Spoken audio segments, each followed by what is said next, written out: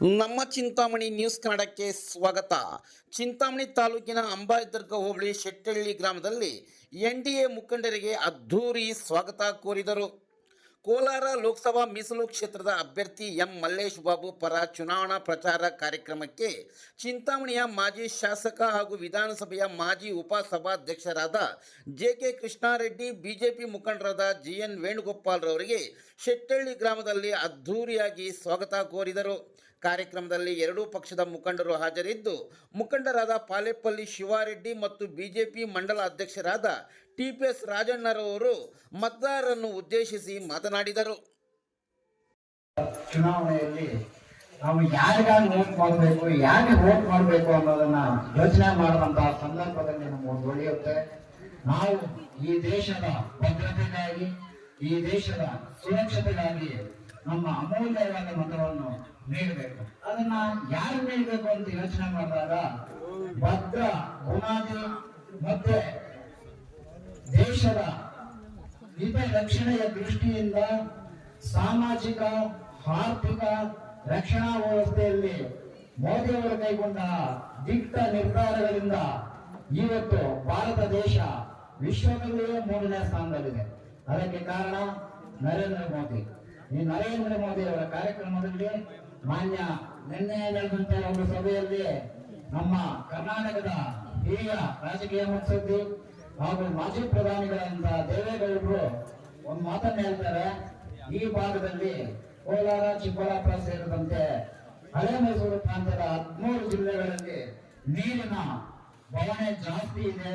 ಇಂತಹ ಸಂದರ್ಭದಲ್ಲಿ ನಾವು ಎನ್ಡಿಎ ಅಭ್ಯರ್ಥಿಯಾದ ಮಲ್ಲೇಶ್ ಬಾಬು ಅವರನ್ನು ಗೆಲ್ಲಿಸುವಂತಹ ಸಂದರ್ಭದಲ್ಲಿ ಮೋದಿ ಅವರ ಹತ್ರ ಕುಳಿತು ನಾವು ಈ 2 ಜಿಲ್ಲೆಗಳ ನೀರಿನ ಬವಣೆಯನ್ನು ನೀಗಿಸುವಂತಹ ಕೃಷ್ಣ, ಕಾವೇರಿ, ತುಂಗಾ ನೀರಿನ ಯಾವುದೇ ಒಂದು ಎತ್ತಿನ ಹೊಳೆ ಸೇರಿದಂತೆ ಯಾವುದೇ ಒಂದು ನೀರಿನ ಮೂಲವನ್ನು ಇಲ್ಲಿ ತರಬಹುದು ಅನ್ನೋ ಮಾತನ್ನ ಮಾಜಿ ಪ್ರಧಾನಿ ಅವರು ವೇದಿಕೆಯ ಮೇಲೆ ನೆನಪು ಮಾಡಿಕೊಟ್ರು.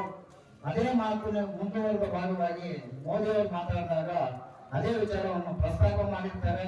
ಅದರ ಜೊತೆಗೆ ದೇವೇಗೌಡರ ಪ್ರೇರಣೆಯ ಜೊತೆಗೆ ಚಿಕ್ಕಬಳ್ಳಾಪುರ ಮತ್ತು ಕೋಲಾರ ಜಿಲ್ಲೆಯನ್ನ ಪ್ರವಾಸಿ ತಾಣಗಳಾಗಿ ಅಭಿವೃದ್ಧಿ ಮಾಡುವ ಗುರಿಯನ್ನು ಹೊಂದಿದ್ದೇನೆಂದು ಆ ವೇದಿಕೆಯ ಮುಖಾಂತರ ಸಭೆಗೆ ಮೋದಿ ಅವರು ಆಶ್ವಾಸನೆ ಕೂಡ ನೀಡಿರುತ್ತಾರೆ.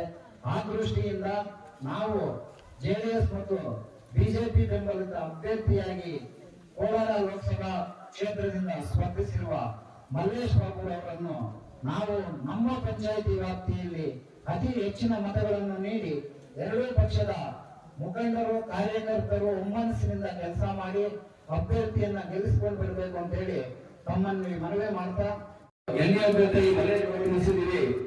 ಈಗ ಮಲ್ಲೇಶ್ ಬಾಬು ಪರವಾಗಿ ಓಟ್ ಕೇಳೋದಕ್ಕೆ ನಮಗೆ ನಮ್ಮ ಓಟಗಳು ಏನು ಕಳೆದ 10 ವರ್ಷಗಳಿಂದ ಭಾರತ ದೇಶವನ್ನು ಅಭಿವೃದ್ಧಿ ಪದಕ್ಕೆ ಕೊಂಡೊಯ್ತಾರೆ. ಅದನ್ನ ನೋಡಿ ಇವು ಸಹಿಸಿಕೊಳ್ಳೋದಾದ್ರೆ ಇಲ್ಲ ಸ್ಥಳದ ಆರೋಪಗಳನ್ನ ನಮ್ಮ ಮೋದಿ ಅವರ ಮೇಲೆ ಮಾಡ್ತಾನೆ ಇದೆ. ನೀವು ನೆನ್ನೆ ನಮ್ಮ ಮಾಜಿ ದೇವೇಗೌಡರು ಮಾತಾಡೋದು ನೋಡಿರ್ಬೇಕು. ಯಾಕೆ ಸಾಮಾನ್ಯವಾಗಿ ಯಾರು ನಂಬಲ್ಲ ದೇವೇಗೌಡರು. ಮೋದಿ ಅವರ ಬಗ್ಗೆ ಅವರ ಅಷ್ಟು ಮೈಸೂರಿನ ಭಾಷಣ ಆಗಿರ್ಬೋದು, ಚಿಕ್ಕಬಳ್ಳಾಪುರದಲ್ಲಾಗಿರ್ಬೋದು, ಸಂಕ್ಷಿಪ್ತವಾಗಿ ವಿವರಿಸಿದ ಅವ್ರ ಬಗ್ಗೆ.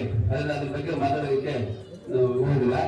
ಆದ್ರೆ ತಾವೆಲ್ಲ ಒಗ್ಗಟ್ಟಾಗಿ ಏನು ಜೆಡಿಎಸ್ ಕಾರ್ಯಕರ್ತರಾಗಿರ್ಬೋದು, ನಮ್ಮ ಬಿಜೆಪಿ ಕಾರ್ಯಕರ್ತರಾಗಿರ್ಬೋದು, ಬೂತ್ಗಳು ಒಗ್ಗಟ್ಟಾಗಿ ಮತಗಳನ್ನ ಹಾಸ್ತಾ ನಿಮ್ಮ ಮತಗಳ ಮೇಲೆ ಅಕ್ಕಪಕ್ಕ ಊರುಗಳಾಗಿರ್ಬೋದು, ಇಲ್ಲ ನಿಮ್ಮ ಪಕ್ಕದ ಮನೆಗಳಾಗಿರ್ಬೋದು, ಯಾರೇ ಆಗಿರೋ ಸಂಬಂಧಿಕರು